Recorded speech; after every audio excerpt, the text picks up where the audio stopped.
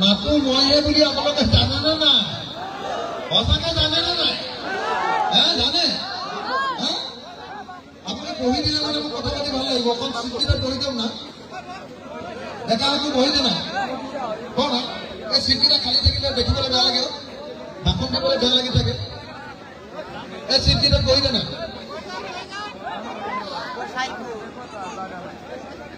আমনি লাগি গৈছে নেকি? মোৰ কথা শুনি শুনি আমনি লাগিছে নেকি? লাগিছে নেকি?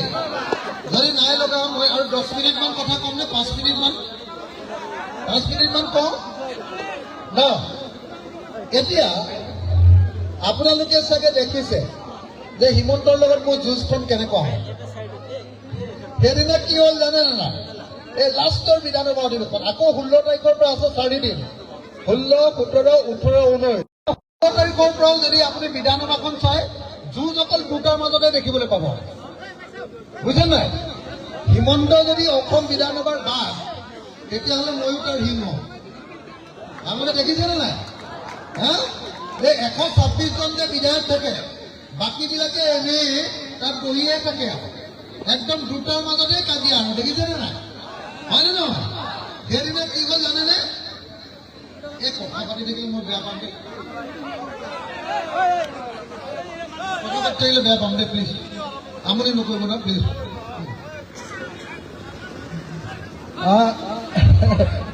হ'ব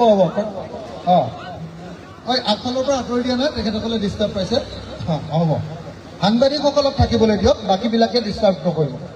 ভাইটি আঁতৰি দে, তই তাৰ পৰা আঁতৰি দে, দিগদাৰ কৰি থাকিবি মানুহক। হেৰি মই কৈ আছিলো, সেইদিনা কি হ'ল বুজিলে? লাষ্টৰ যিখন অধিৱেশন, হিমন্তৰ লগত মই যুঁজখন, মই অকণ আপোনালোকক কৈ লওঁ কেনেকুৱা যুঁজ হয়। সেইদিনা আমি চাহ বাগানৰ মানুহক, চাহ শ্ৰমিক বুলি ক'লে বুজি পাই নহয় ন? চাহ শ্ৰমিকবিলাকক মাটিৰ পট্টা দিয়াক লৈ আলোচনা চলি আছে।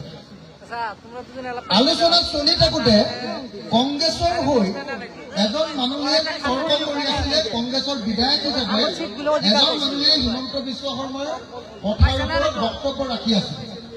তেওঁৰ নামটো তিতাবৰৰ বিধায়ক কি বৰুৱা আছিলে আমাৰ? কি নাম?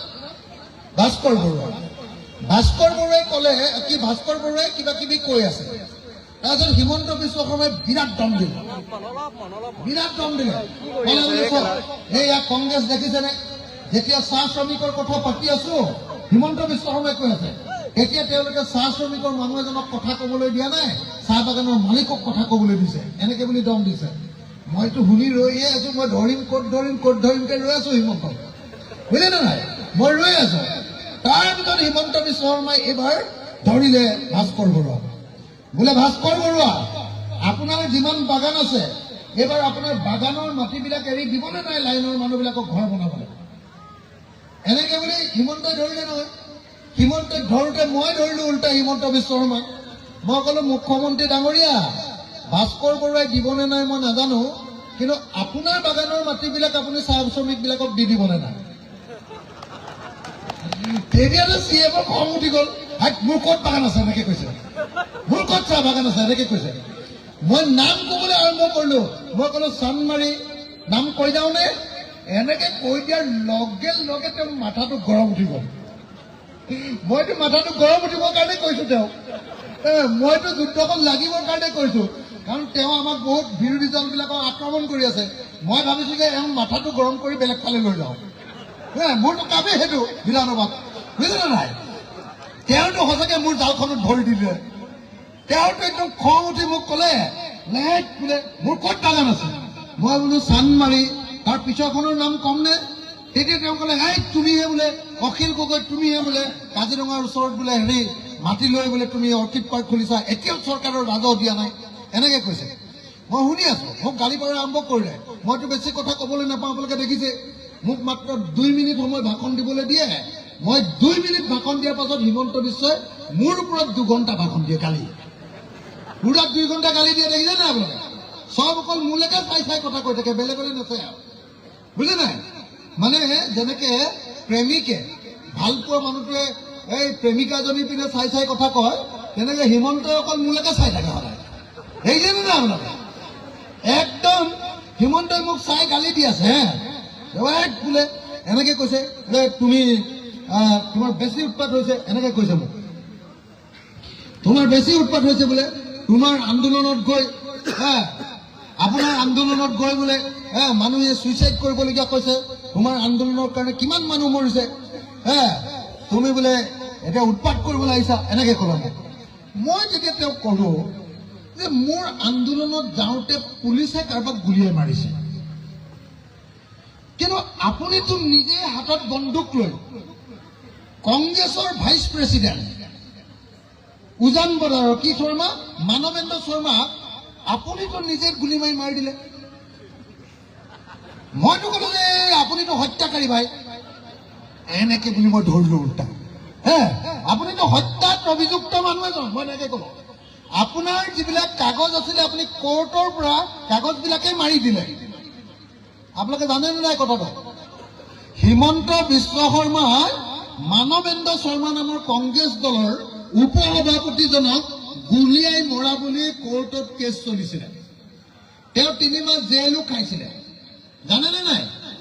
জানাৰ পিছত যেতিয়া এইটো কেছটো চলিলে তেতিয়া হিমন্ত বিশ্ব শৰ্মাই হিতেশ্বৰ শইকীয়াৰ ওচৰত শৰণাপন্ন হ'ল, কংগ্ৰেছত সোমালে আৰু কংগ্ৰেছত সোমাই থানাৰ পৰা চাৰ্জশ্বিটখন লুকুৱাই দিলে আৰু কোৰ্টৰ পৰাও মনে মনে চাৰ্জশ্বিটখন নাইকিয়া কৰি দিলে। ভয়ানক মানুহ এইটো মানুহ, এইটো বৰ বেলেগ ভয়ানক মানুহ, একদম বস্তুৱে নাইকিয়া কৰি দিব পৰা মানুহ, মালটোকে নাইকিয়া কৰি দিলে। মইতো কলো যে আপুনি মালটোৱে নাইকিয়া কৰি দিলে, এনেকে কলো। তেতিয়াতো তেওঁৰ বিৰাট খং উঠি গ'ল মোৰ ওপৰত খং কৰি এবাৰ ক'লে বোলে আপোনাৰ বোলে কিমান কেছ আছে ভৰাই থম বোলে, আকৌ ভৰাই থম জেলত, গম পোৱা নাই, মোক এনেকে ধমকি দিলে। বিধানসভাতে মোক ধমকি দিলে বোলে তোমাক জেলত আকৌ ভৰাই থম, মোক এনেকে ক'লে। মই তেতিয়া ক'লো যে এটা কথা, মই এতিয়ালৈকে 36 বাৰ জেল গৈছো। কিমান বাৰ, কেইবাৰ জেল গৈছো মই? 36 মানে 3×6 36, 36 বাৰ মই জেল গৈছো। 36 বাৰ, 20 বাৰ গৈছো মই কংগ্ৰেছৰ দিনত আৰু 16 বাৰ গৈছো মই বিজেপিৰ দিনত। মই তেওঁক ক'লো যে হয়, মোৰ ওপৰতে অসমৰ আটাইতকৈ বেছি কেছ আছে, 165টা। কিমান? 165টা কেছ আছে। মই তেওঁক ক'লো যে মই 36 বাৰ এতিয়ালৈকে জেলত গৈছো, কিন্তু জেলত যোৱাৰ পাছতো মোক একজনো পুলিচে একদিনো এক কোবো মাৰিব পৰা নাই। কিন্তু আপুনি চানমাৰীৰ ইঞ্জিনিয়াৰ দাসৰ পৰা আলফাৰ নামত পইচা তুলিবলৈ যে গৈছিলে, তেতিয়া আপোনাক পুলিচে যেতিয়া ধৰি লৈছিলে, আপুনি পইচা এক্সটৰ্চন কৰিবলৈ, পইচা দাবী কৰি ধমকি দি মানুহৰ পৰা পইচা ডকাইত কৰিবলৈ যাওঁতে আপোনাক যেতিয়া পুলিচে ধৰি নিছিলে, আপোনাক চব কানি কাপোৰ খুলি আপোনাক জাঙিয়া পিটাই যে ৰাম পিটন দিছিলে পুলিচে, মনত আছে নাই? এনেকে গম পাইনে নাই আপোনালোকে? মোৰ বাহিৰে পৃথিৱীত আৰু কোনেও চিফ মিনিষ্টাৰক, এই পৃথিৱীত আৰু চিফ মিনিষ্টাৰক এনেকে দম দিব পৰা মানুহ জন্ম হোৱা নাই। গম পাইনে নাই? মুখ্যমন্ত্ৰী এজনক এনেকে দম দিব পৰা মানুহ অসমত আজিলৈকে জন্মই হোৱা নাই, ভাৰততো নাই আৰু পৃথিৱীতো নাই। বুজিছেনে নাই? মই ভয় নকৰো। কেলে ভয় নকৰো জানেনে নাই? মোৰ ভয় এইকাৰণে নাই যে 1 নম্বৰ কথা, মোক খুব বেছি 1 নম্বৰ মোক MLAৰ পৰা হৰুৱাব। MLAৰ পৰা হৰুৱালে মোৰ ভালে, মই বেছি আকৌ আন্দোলনত লাগিম, তেওঁ চৰকাৰকে মই ডুবাই দিম, হয়নে নহয়? মই যদি MLA নহয় মই আন্দোলন কৰিম, হয়নে নহয়? তেতিয়াতো তেওঁৰ অৱস্থা আৰু বেছি বেয়া হ'ব, হয়নে নহয় কওক? 2 নম্বৰ, মই যদি হাৰিলেও মই একেটাই মানুহ, একো মোক কৰিব নোৱাৰো। মোৰ কোনো কেলেংকাৰী নাই, মোৰ কোনো পইচা খোৱাৰ ইচ্ছা নাই, কোনো ধান্দা নাই, কোনো কেলেংকাৰী কৰা নাই, মোক সেইবোৰ কেছত জেলতে ভৰাবই নোৱাৰে। আৰু যদি কিবা কেছত এনেই আন্দোলন কৰোঁতে যদি জেলত ভৰাই থয়, জেলত ভৰালেও মোৰ টেনশ্যন নাই, এইকাৰণে যে জেলত থাকোঁতেও মই আটাইতকৈ সুখত থাকোঁ, কাৰণ বাহিৰত মোৰ ইমান কষ্ট হয় নহয়, সদায় আন্দোলন, সদায় কাম। মই জেলত গৈ 3 মাহ যদি থাকি আহিব পাৰোঁ, মোৰ কাৰণে অলপ জিৰণি লোৱাহে হয়, বুজিলে নাই? আৰু জেলত যে যাওঁ, জেলত যিমান কয়দী আছে নহয়, সব কয়দীবিলাকে মোক কোনোবাই ভাত ৰান্ধি দিয়ে, কোনোবাই গৰম পানী বনাই দিয়ে, কোনোবাই গা মালিচ কৰি দিয়ে, বুজিলে নাই? মোৰ লগত একদম দুস্তি হয়, গতিকে মই একেবাৰে পাত্তা নিদিওঁ। জেলত গ'লেও মই একেটাই, বাহিৰত থাকিলেও একেটাই, MLA হ'লেও একেটাই, MLA নহ'লেও একেটাই, মোক কোনেও একো কৰিব নোৱাৰে। মই অসমৰ নজহা নপমা এটা বস্তু হয়। কথাটো বুজিছেনে নাই? মোক কোনেও একো কৰিব নোৱাৰে, সেইকাৰণে মই কাকো পাত্তা নিদিওঁ পৃথিৱীত। সঁচা কথাটো কওঁ, কোনোবাই শুনিলেই নুশুনিলে যা। মই মোৰ নিজৰ স্থানত থাকি মই সদায় যুঁজি যাম। সেইটো হিমন্ত বিশ্ব শৰ্মা হওক, সেইটো অন্য কোনোবা হওক, মোৰ সন্মুখত যদি কোনোবা পৰিছে তাৰ আৰু ৰক্ষা নাই। কথা সেইটো। এতিয়া মই আপোনালোকক আচল কথালৈ যাব খুজিছোঁ। আপোনালোকে 80 বছৰ ভোট দিব। এইবাৰ 26 চন হ'লে 80 বছৰ হৈ যাব আপোনালোকৰ ভোট দিয়া। স্বাধীন ভাৰতত ভোট দিয়া 80 বছৰ হৈ যাব। 80 বছৰৰ পাছত আমি একো নাপালোঁ।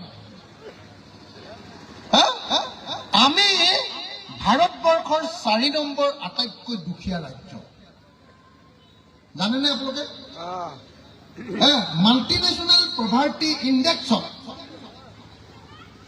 মানে দৰিদ্ৰতাৰ ক্ষেত্ৰত আমি গোটেই ভাৰতবৰ্ষৰ যিমান ৰাজ্য আছে তাৰ ভিতৰত আমি 4 নম্বৰ দৰিদ্ৰ ৰাজ্য। আমাৰ মাবিলাকে, আমাৰ আম্মাবিলাকে তেতিয়া মাবিলাক মৃত্যু হোৱাৰ ক্ষেত্ৰত, আমি দেশৰ 1 নম্বৰত, মাকবিলাক মৰাৰ ক্ষেত্ৰত। আৰু ল'ৰা ছোৱালী মৰাৰ ক্ষেত্ৰত আমি দেশৰ 3 নম্বৰত। তাৰমানে কি, আমাৰ মাকবিলাকে ভালকে খাবলৈ নাপায়, ভালকে ভিটামিন নাপায়, ভালকে দুৰ্বল হৈ থাকে, আৰু বাচ্চা জন্ম দিওঁতে হস্পিটেলত যাবলৈ নাপায়, সেইকাৰণে মাকবিলাক মৰি যায়। আমি আটাইতকৈ দুখীয়া ৰাজ্য। জানিছেনে? আপোনালোকে গম পায়নে? তৃতীয় বাচ্চা, এনেকে যে সন্তান জন্ম দিওঁতে বাচ্চা মৰাৰ ক্ষেত্ৰত আমি 3 নম্বৰ। আৰু স্কুললৈ যে যায়, ছেকেণ্ডাৰী স্কুল, মাধ্যমিক বিদ্যালয়ৰ আধাতে স্কুল এৰাৰ ক্ষেত্ৰত ভাৰতবৰ্ষৰ ভিতৰত আধাতে স্কুল এৰি দিয়ে যে ল'ৰা ছোৱালীয়ে, সেই ক্ষেত্ৰত আমি ভাৰতৰ 1 নম্বৰ। হিমন্তই যে খুব কৈ থাকে আমি অসমক 1 নম্বৰ কৰিম, 1 নম্বৰ কৰিম। মই কি বুলি চিঞৰো জানেনে নাই? মই সদায় চিঞৰি থাকো, মই বোলো আপুনি দুখীয়া কৰাত 1 নম্বৰ হ'ব, দুখীয়া কৰাত।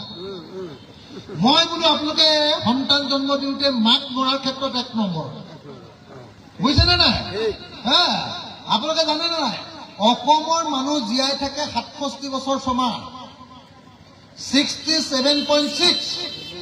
67 বছৰ, কি কথা পাতি আছে? 67 বছৰ ছমাহ, 67 বছৰ ছমাহ। আমাৰ ভাৰতৰ মানুহ 72 বছৰ জীয়াই থাকে।